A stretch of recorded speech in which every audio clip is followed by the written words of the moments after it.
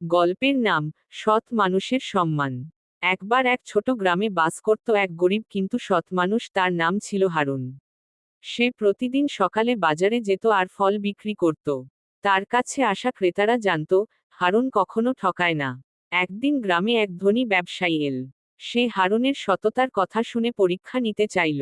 সে হারুনকে বলল, এই নাও 1,000 টাকা, আমাকে এমন কিছু দাও যা সবচেয়ে সস্তা কিন্তু সবচেয়ে দামি।